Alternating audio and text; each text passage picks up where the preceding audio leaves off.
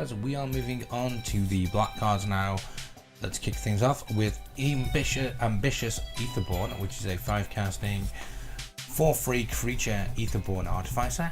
It has Fabricate 1, which means that we get to either put a +1/+1 counter on this creature, or a 1/1 color servo artifact creature token. With all things considered, I don't think we'll be seeing Ambitious Aetherborn in any sort of black decks that I can think of going forward. I don't think it's going to be a card. If it was a card, I think it's more than likely going to be a 2-for-1 in this position, but I just don't see it going forward. So we're going to move on to the next card, which is Diabolic Cheetah. It's a 4 casting sorcery. Search your library for a card and put that card into your hand, then shuffle your library. Now, in contrast, this is a card that I can definitely see being played in a lot of the mid-range, and control decks definitely will be wanting Diabolic Cheetah going forward. So yeah, I expect to see Diabolic Cheetah probably as a 2-of, maybe not as a 3-of. I can see it definitely being a 2-of in most decks that I can think of off the top of the head. So yeah, I do think it's going to be a card that we are going to see going forward. Moving on to Die Young, which is a 2 casting sorcery. Choose target creature and we get 2 energy counters, and then we may pay any amount of energy. The creature gets -1/-1 until end of turn for each energy paid this way. So it really depends on how this economy of energy is going to work out. Depends on how good Die Young is going to be, how good of a card it's going to be going forward, whether this is going to be premium removal or whether this is just not going to be that good. And we can't really discuss that now. We would have to wait until the card's released to see how legit these types of cards are. But for now, I'm going to say this card is going to be featured. I know I'm definitely going to be testing it, and you know, I have high hopes for this card. So whether that happens or not, we're going to have to remain to see. But definitely, it's something that even I am interested in playing. On to the next card, which is Eliminate the Competition, which is a 5 casting sorcery. As an additional cost to cast Eliminate the Competition, sacrifice X creatures, destroy X target creatures. Straight away, this goes into a token deck. Straight away, that's the best value for this card, and it seems they're not really a big a thing at the moment on Magic Duels. I don't think I see them being a thing going forward, even with the Thopters and servos going around. I just don't think we're going to be seeing eliminate any sort of competition going forward. So no, I don't think it's going to be a card we are going to see. So we're going to move on to the next card, which is Embroil Bruiser. It's a 2 casting 3/1 creature human warrior. Embroil Bruiser enters the battlefield tapped, and Embroil Bruiser has menace as long as we control an artifact. I like this guy. I think he will be played in a lot of the aggro decks of the format. Definitely the like the black white and maybe even black red, but I can definitely see Embroil Bruiser being a thing. The fact that it's a 2/1 and it has 3, it's a 2 mana 3/1, and if we control an artifact, then this guy has like kind of like an evasion. Makes it really, really good. So yeah, I do expect to see Embroil Bruiser going forward. Moving swiftly on to the next card, which is Essence Extraction. It's a 3 casting instant. Essence Extraction deals 3 damage to target creature and you gain 3 life. Essence Extraction is a fine card, don't get me wrong, it's good for what it's doing. And if we didn't have cards like Murder already in Duels and cards like Grasp of Darkness, then yeah, sure, this would be a fine removal spell. But because we have a lot more efficient removal spells, especially at this cost where Murder is, I just don't see Essence Extraction being a thing, I'm afraid. Next up, we have Foundry's Creature, which is a 3 casting 2/1 creature bat with flying, and Foundry's Creature gets +1/+0 as long as we control an artifact. I do like Foundry's Creature. I do think I can see this being in the black-white Thopter servo deck that I keep on imagining that there's going to be. But definitely I can see this being in an artifact deck. Definitely, you know, having a 3 mana 3/1 that flies is really, really good. And You know, we're not going to be playing him in anything else outside of that. So yeah, I do think that this guy could be this back could be a thing. Moving swiftly on to Fretwork Conley, which is a 2-casting 1/1 creature insect. Fretwork Conley can't block. At the beginning of your upkeep, put a +1/+1 counter on Fretwork Conley, and you lose 1 life. I'm not a huge fan of this card. I don't like creatures that can't block that well. The fact that this guy gets bigger every turn is kind of cool, but I just don't think it's going to get to the range that you probably think about when you look at a card like this initially. I just don't. And to be fair, if your opponent manages to if they are playing the pacifism that's in this set, you know, and they pacify this guy is just burning you and killing you slowly but surely. Yeah, I'm not a fan of this card at all. I don't really like it outside of maybe limited, and even then I'd probably make cases where I wouldn't play it. But yeah, I don't think we're going to be seeing this going forward. Moving on to Live Fast, which is a 3-casting sorcery. We draw 2 cards and lose 2 life and get 2 energy. Live Fast seems alright, seems pretty good.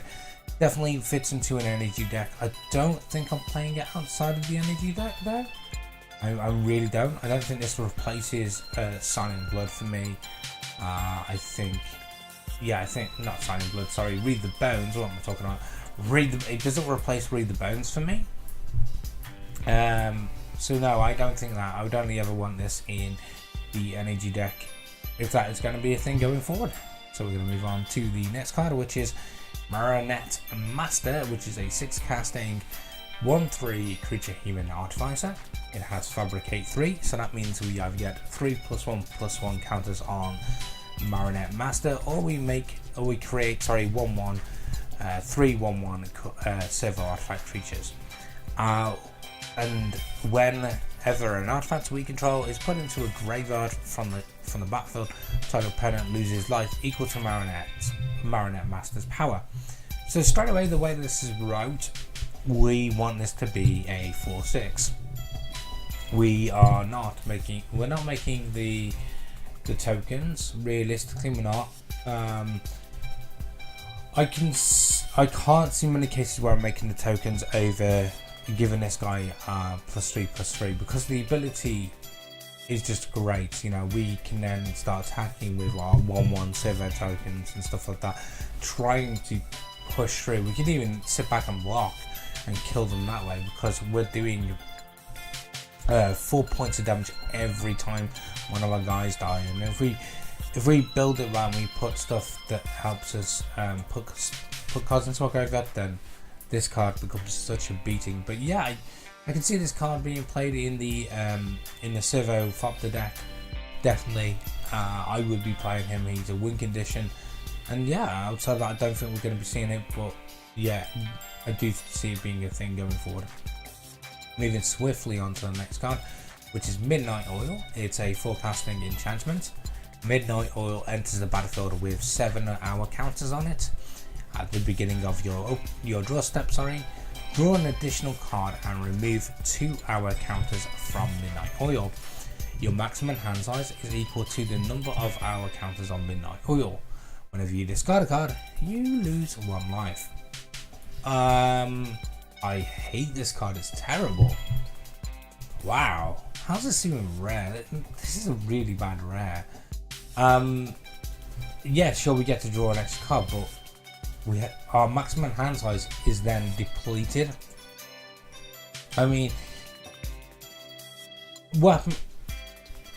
You know, it's just not good. It's not good. I don't like it. I'm not a fan of this. I'm not a fan of this. I don't like having no hand size as well, because, you know, even if we get to draw an additional card, our hand size is getting smaller. So no, I don't like it. I don't like it, and I don't think it's going to be a thing. I really don't, and I hope it isn't, because it's pretty awful, really. And now I'm going to move on to the next card, which is Noxious Gearhulk. It's a 6-casting 5/4 artifact creature construct. It has Menace, and when it enters the battlefield, we may destroy another target creature. If a creature is destroyed this way, we gain life equal to its toughness. I can actually see the Noxious Gearhulk being played. Definitely in the control strategies, and maybe some of the mid-range decks might play the Noxious Gearhulk. It's removal, it's straight up removal, it's life gain, which is pretty decent. Yeah, I think it's absolutely fine. I think there's a place for it in a deck. Definitely the mid-range and control decks might want this guy. But outside of that, I don't think he's going to be a thing. But yep, I do see Noxious Gearhulk being played. Moving on to the next card, which is Evil Chase Daredevil. It's a 4-casting 4/2 creature human pilot. Whenever an artifact enters the battlefield under your control, you may return Evil Chase Daredevil from your graveyard to your hand. I don't see this being a thing, even in the Thopter and Servo deck. I don't see it being a thing. I don't like this card. I don't think it's going to be a thing moving forward. So we're going to move swiftly on to the next card, which is Prakhatta. Sorry if I mispronounced that. Club Security, which is a 4-casting 3/4 creature Etherborn warrior. Not much to see here really, and not much to talk about. I don't think this is going to be a card that we're going to be worrying about or seeing going forward. The Club Security at Prakhatta, wherever that may be, I'm guessing it's some sort of sleazy nightclub where goblins and orcs go. You know, I just got this image. Yeah, and they go there and they have a great time. But outside of that, I don't think we're going to be seeing the Club Security in the upcoming format going forward. Moving on to the next card, which is Rush of Vitality. It's a 2-casting instant. Target creature gets +1/+0 and gains lifelink and indestructible until end of turn. I don't think in black we want this. I mean, don't get me wrong, it's a fine combat trick, but I personally don't see this being a thing. So no, we're just going to move swiftly on to the next card, which is Subtle Strike. And it's a 2-casting instant. We get to choose one or both. Target creature gets -1/-1 until end of turn, and put a +1/+1 counter on target creature. Subtle Strike. I don't think we're going to be seeing you. I don't think it's subtle enough. I think it needs to be more subtle to be a thing. No, I don't think it's subtle enough to be even talked about any further. So we're going to move on to the next card, which is Syndicate Trafficker. It's a 2-casting 3/1 creature Etherborn rogue, and pay 1. It's sacrifice a artifact, put a +1/+1 counter on Syndicate Trafficker. It gains indestructible until end of turn. I don't like this card at all. I don't think we're going to see it played. I don't think we're going to see it played. I mean, it works really well with the Marinette that we've seen earlier. But again, I don't know. I don't think it's going to be a thing. Maybe I'm wrong with this card. Maybe I'm way wrong with this card. But I think for me this is not going to be a thing at all. I really don't. I'm sorry. And I'm going to move on to the next card, which is going to be Thriving Rat. So it's a 2-casting 1/2 creature rat. When Thriving Rat enters the battlefield, you get 2 energy counters, and whenever Thriving Rat attacks, you may pay 2 energy. If you do, you put a +1/+1 counter on it. So this is the black thriving creature. This is a cycle of creatures that have been printed. They all do pretty much the same ability anyhow. They just have different power, toughness, different cast costs. I don't see the Thriving Rats being played. Maybe if there's an energy deck, we might see it played, but outside of any energy deck, I don't think we're going to be seeing it. So moving swiftly on to Tidy Conclusion, which is a 5-casting instant. Destroy target creature, you gain 1 life for each artifact you control. It's a shame really that this is not the class card, because then I could say, oh, that was a nice tiny conclusion. Well, thanks for Wizards for not making this the last card, because now I can't do any kind of cool or funny sign off. So anyhow, onto the card. I don't think we're going to be seeing this. I think we have much better options at this casting cost. Do we see it in the artifact deck? Maybe we might see it, but even then I don't think we're going to be that desperate for this kind of card. Yeah, I just don't. So we are going to move on to the next card, which is Underhanded Designs. It's a 2 casting enchantment. Whenever an artifact enters the battlefield under your control, you may pay 1. If you do, each opponent loses 1 life and you gain 1 life. Then you can pay 2, sacrifice Underhanded Designs, destroy top creature, activate this ability only if you control 2 or more artifacts.